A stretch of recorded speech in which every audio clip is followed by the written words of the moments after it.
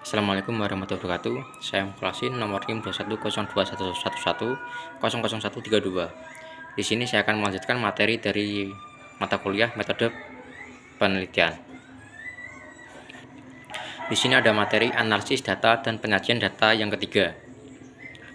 Di sini ada statistik inferensial atau analisis faktor. Analisis faktor adalah sebuah teknik yang digunakan untuk mencari faktor-faktor yang mampu menjelaskan hubungan atau korelasi antara berbagai indikator independen yang diobservasi. Analisis faktor merupakan perluasan dari analisis komponen utama. Digunakan juga untuk mengidentifikasi sejumlah faktor yang relatif kecil yang dapat digunakan untuk menjelaskan sejumlah besar variabel yang saling berhubungan, sehingga variabel-variabel dalam satu faktor mempunyai korelasi yang tinggi, sedangkan korelasi dengan variabel-variabel pada faktor lain relatif rendah. Analisis faktor konfirmatori yaitu suatu teknik analisis faktor di mana secara a priori berdasarkan teori dan konsep yang sudah diketahui, dipahami atau ditentukan sebelumnya, maka dibuat sejumlah faktor yang akan dibentuk, serta variabel apa saja yang termasuk ke dalam masing-masing faktor yang dibentuk dan sudah pasti tujuannya.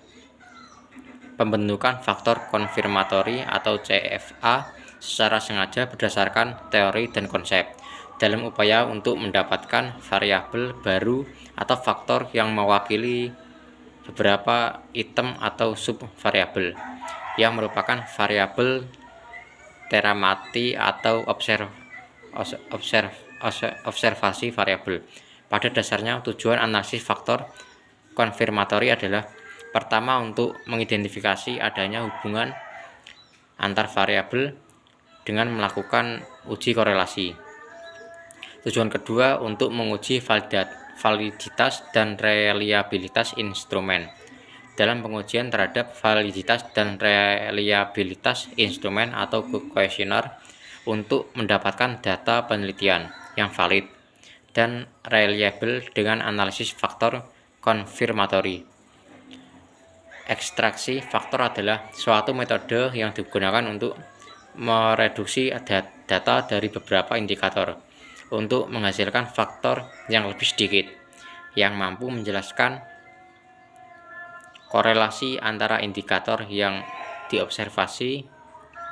Setelah kita melakukan ekstraksi faktor, langkah selanjutnya adalah rotasi faktor atau rotation. Rotasi faktor ini diperlukan jika metode ekstraksi faktor belum menghasilkan komponen faktor utama yang jelas. Tujuan dari rotasi faktor ini agar dapat memperoleh struktur faktor yang lebih sederhana, agar mudah diinterpretasikan setelah diperoleh sejumlah faktor yang valid. Selanjutnya kita perlu menginterpretasikan nama-nama faktor. Mengingat faktor merupakan sebuah konstruksi dan sebuah konstruk menjadi berarti kalau dapat diartikan. Interpretasi faktor dapat dilakukan dengan mengetahui variabel-variabel yang membentuknya. Interpretasi dilakukan dengan judgment karena sifatnya subjektif. Hasil bisa berbeda jika dilakukan oleh orang lain. Mungkin hanya itu materi dari saya. Jika ada kekurangan bisa tambahkan. Sekian, wassalamualaikum warahmatullahi wabarakatuh.